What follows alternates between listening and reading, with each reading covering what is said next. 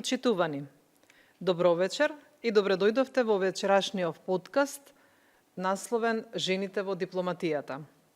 Дипломатијата долго време беше поле доминирано од мажи, но денес жените се почесто заземаат водечки улоги во неа. Во македонската дипломатија жените се повеќе се пробиваат на водечки позиции, но сепак и понатаму остануваат недоволно застапени во највисоките дипломатски кругови. Иако низ годините имавме жени амбасадорки, дипломатки, министерки, кои ја поставија основата за женското лидерство во оваа сфера, бројките покажуваат дека мажите се уште доминираат во меѓународните представништва и клучните одлучувачки позиции. Но каква е улогата на жените во дипломатијата? Тие докажуваат дека нивниот придонес е клучен за градењето мостови, решавањето конфликти и обликувањето на глобалните политики, носејќи нова перспектива во преговарањата, во меѓународните односи и во мировните процеси. Нивната улога не е само символична. Истражувањата покажуваат дека женското присуство во дипломатијата доведува до подолготрајни мировни договори и поефикасна соработка меѓу државите.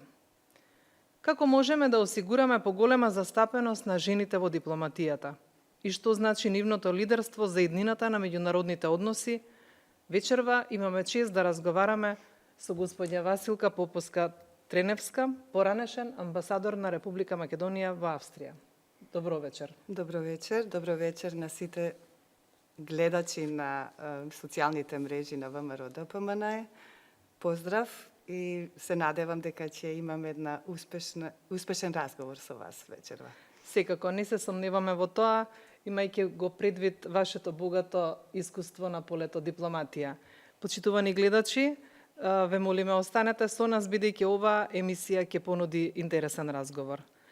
Василка, започнуваме најнапред со едно општо прашање, како би ја вовеле публиката во она што значи да ја имаме за гостинка токму Василка Поповска-Треневска. Која е Василка Поповска-Треневска? Кажете ни нешто повеќе за вашата лична и професионална кариера. Да, знаете што секогаш е најтешко да се зборува лично за себе, но ќе се обидам да се представам на нашите гледачи. Јас сум универзитетски професор на Факултетот за ветеринарна медицина. Почетоците мои ги почнав на економскиот факултет, но со текот на време, заради мојата активност професионална, дојдов тука во Скопје, иначе почнав во Прилепскиот економски факултет. Дојдов 2000 година тука во Скопје и предавам на Факултетот за ветеринарна медицина во Универзитетот Свети Кирил и Методи. Биостатистика. Значи не сум ветеринар, но предавам биостатистика. Почетоците мои во дипломатијата некако се случија паралелно. Во текот на мојот живот, нормално, почнав како уште од 92 година, заедно со мојот сопруг, поранешен министер и амбасадор Мартин Треневски, се воведов во партискиот живот на нашата партија ВМРО ДПМН, така што од 92 година ние почнавме да ја водиме таа една интернационална промоција на партијата. Уште ми се свежи сеќавањата во 92 или 3 година беше со покојни Борис Трајковски, со исто покоен премиер прв Никола Клјусев, како сме оделе по разни европски држави да ја промовираме нашата држава. И почетоците уште за тоа време промоцијата на ВМРО ДПМН и нашата вистина и тоа вроди да се јави една желба што повеќе и повеќе да контактираме странски колеги и така таа љубов за дипломатијата се јави уште од тоа време. После, нормално, имаме искуство. Мартин почна својата дипломатска работа да ја гради во дипломатијата И најпрво бевме во Шведска, па во Канада, па после Брисел. И моето искуство како сопруга се вклучив многу во тие интернационални женски движења во разни асоциации и моите почетоци и во промоцијата на нашата држава ги гледам тука. Тоа искуство ми помогна многу и во мојата функција како амбасадор на Република Македонија во Република Австрија, каде функцијата ја добив од 2014 до 2018 бев таму, мандатот го поминав со стварно, мислам, добра промоција на нашата држава. Одлично. Ке се навратиме малку подосна во текот на емисијата на дипломатските односи и дипломатијата и искуството од странските држави.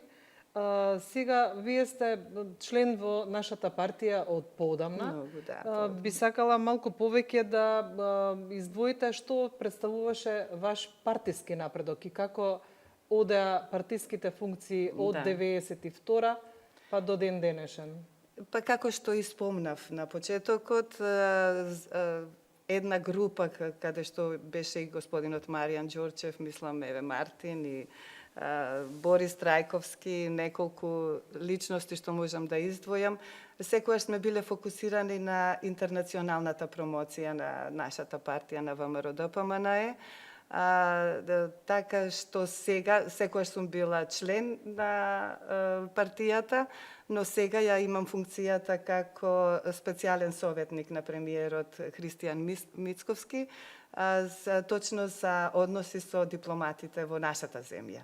Така што дипломатската работа не ми недостасува, зашто и тука ги градам односите со дипломатите што се присутни во нашата земја. Одлично. Дали би можеле да ја издвоите некакво искуство кое е поврзано со жените во дипломатијата во некоја странска држава во која што сте биле? Да, многу добар вовет и вие дадовте за жените и жените во дипломатијата. Секогаш јас ја цитирам и големата, за мене многу голема, Маргарет Тачер, која што има кажано дека ако сакате да само зборови, пратете маш, но ако сакате да се завршат работите и да ако сакате дела, тогаш изберете жена. Жените се некако посуптилни, повеќе попрагматично ја сваќаат и подобро ја менаџираат, мислам, секоја ситуација. И во тој машки свет, што до сега секако дека побројни беа мажите, но се повеќе и повеќе жените ја земаат улогата и ја представуваат нашата држава, што за мене е посебна радост и чест да се работи во дипломатијата. Така, набројавте повеќе држави во кои што бевте сопруга.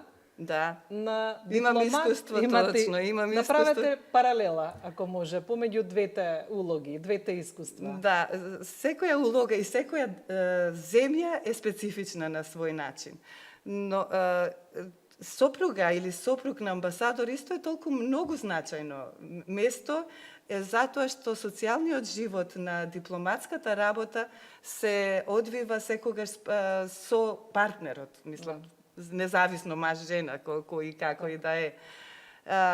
Искуството е во Шведска, што од почетоците се вклучив на дипломатски женски клуб, имаше интернационален женски клуб, а на тој интернационален женски клуб па беше патрон кралицата Силвија, така што станав и во бордот, па тоа тие хуманитарни настани ги покривавме и мислам таа работа беше многу забележителна и во шведските веќе почнавме во медиуми да се појавуваме и има многу анегдоти, можам и малце вака да избегаме од темата.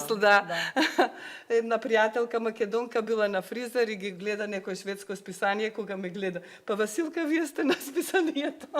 Така што сите активности се беа, мислам, тогаш не беше Фејсбукот модерен во 2001 го зборувам, немаше социјалните мрежи, па тие сите активности да се ставаат на социјални мрежи, тогаш беа нормално женските часописи, а во Шведска е тој тој дамтиднинг е најпопуларен, како овде што беше теа модерна. И многу чест гостин бев и давав интервјуа и во тој магазин. Така што шведското општество, мислам, ме запозна многу добро. Но во Шведска беше интересно што опуштено и формиравме, иницијатор беше јапонскиот амбасадор, и една група на Singing Ambassadors.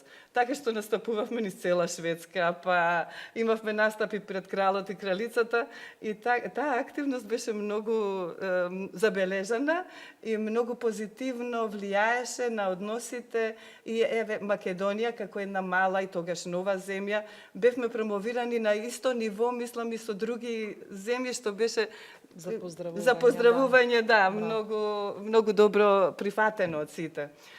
Сега дипломатската активност во Канада е друга специфика. Таму во Торонто, знаете каква е нашата диаспора, најброен македонски град после Скопје е Торонто.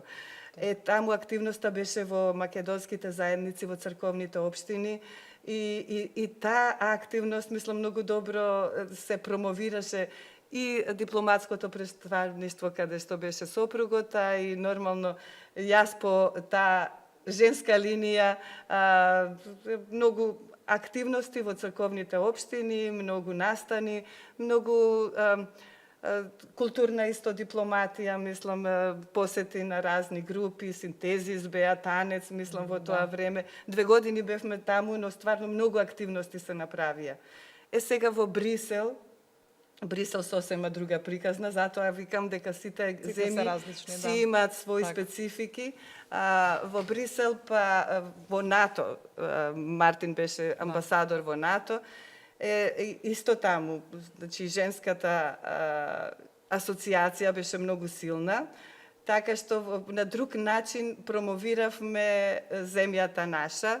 Тогаш се боревме за членство во Алијансата. Во тој период, тој беше од 10-та до 14-та таму, останавме. Исто, мислам, преку тие женски асоциации со сопругата на генералниот секретар на НАТО Расмусен во тоа време. Имавме многу заеднички проекти. После НАТО, нормално, јас ја превзедов функцијата како амбасадор од 14-та година амбасадор на Република Македонија во Австрија. Сега тога искуството како амбасадор и носител на таа функција е сосема подруго, мислам. Кажете ни нешто повеќе за тој период. Да. Сега, периодот кога бев во Австрија се случија многу нешта. Имаше многу предизвици. За жал и таа шарена револуција и промена на време и се случи во тој мандат. Мислам дека беше многу тежок и напорен мандат. Не беше лесно во секој случај. Треба да браниш некои ставови што воопшто не се согласуваш или да ги објаснувам колку тешко нас ни одат. Сега во австриските, мислам, институции тоа да се брани беше стварно многу тешко. Ама можам да кажам дека беше стварно успешна и таа мисија, затоа што изградивме многу добар однос со сестринските партии ОВП и многу добар, мислам, имаше многу разбирање од нивна страна за тоа што се случи и емпатија нормално, но со тоа секогаш нивно знаете дека ние не можеме да друго да нешто да промениме, значи Австрија е членка на Европска Унија, но сепак нема таков глас што може да помогне за да промени некои работи, но ја чувствував дека тежината што ја чувствував јас и тие заедно ја чувствувавме. Имаше нормално, сега да ги кажам, и позитивните работи, многу промоција, многу културни настани, многу ликовни изложби, контакти со сите колеги. И морам да ја истакнам тука и помошта што и долгогодишно сме членови заедно со сопругот на Паневропската унија на Македонија, а нормално последниот цар Ото фон Хабсбург беше председател долгогодишен и тој покоен. Така што врската со нив и со нивните деца ни отворија многу врати и ни отворија многу контакти и многу позитивни релации се створија меѓу австриската и нашата држава. Така што можам да заклучам дека мандатот во Австрија беше така. И така, и така. И тежок, но и многу убав. Тоа, да. Тоа морам да го потенцирам. Во моментов сте во нашава земја и остварувате и овде една голема улога. Советник сте за меѓународни контакти. Како ги гледате перспективите на нашата земја на меѓународен план? Па сега, јас сум многу горда сега на нашата влада и стварно мислам, интензивните контакти, интензивните промоции што ги прави нашиот председател, премиерот на Република Македонија, господинот Христијан Мицкоски, исто и министерот, значи имаме клучните ликови што ја промовираат надворешната политика, се од нашата партија, што навистина не прави многу горди. И овие интензивни контакти на председателот, овие посети во Вашингтон, посетите на Брисел, стратешкото ЕВСА партнерство, специјално со Турција што го направи, е навистина многу значајно и многу интензивно одиме кон нашата цел, промоцијата на нашата вистина. Мислам дека овие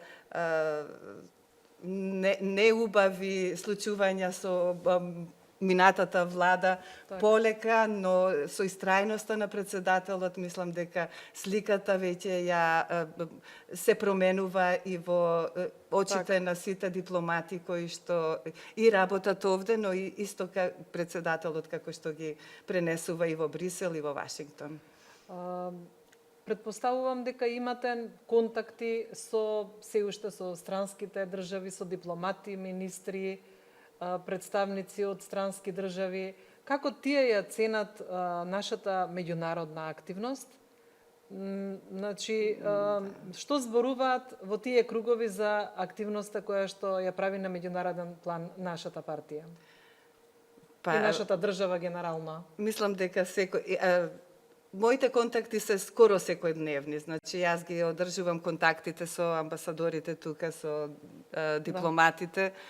Мислам, редовни контакти, така што и тие бараат нешто, ако и самите, нормално по моја иницијатива или по нивна, средбите одиме редовни на тие дипломатски и вечери нивни, и настани, приеми, мислам, нема нешто што сме пропуштиле до сега. А дипломатите сега од владата можат да само позитивни реакции од нивна страна и нормално дека честитки за председателот и за министерот и за сите целата влада вкупно што сега ја водиме како водечка партија сега на нашата држава.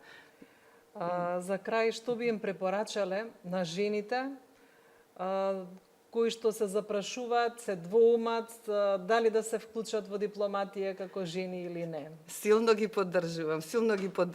Значи, човек кој што има афинитети, кој што сака контакти, да зборува јазици нормално, да ја сака својата држава, да ја знае историјата, ја би препорачала, нема поубава работа и нема поголема гордост кога ја представуваш својата земја во странска земја и ти си тој што е лицето на својата земја.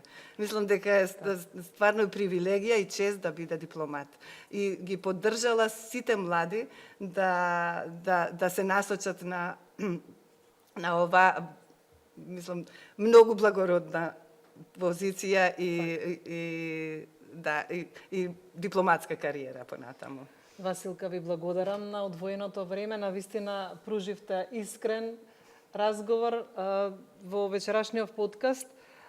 Почитувани предизвиците со кои се соочуваат жените во македонската дипломатија вклучуваат ограничени можности за напредок, родови стереотипи и потреба од поголема институционална поддршка за усагласување на професионалниот и приватниот живот. Сепак, македонските дипломатки покажуваат дека женското лидерство во оваа област носи значајни придобивки, од застапување на националните интереси до зајакнување на регионалната и меѓународната соработка. Потребни се еднаквост во дипломатијата преку поддршка на жените во оваа професија, создавање механизми за нивно унапредување и рушење на бариерите што ги спречуваат да стигнат до највисоките позиции.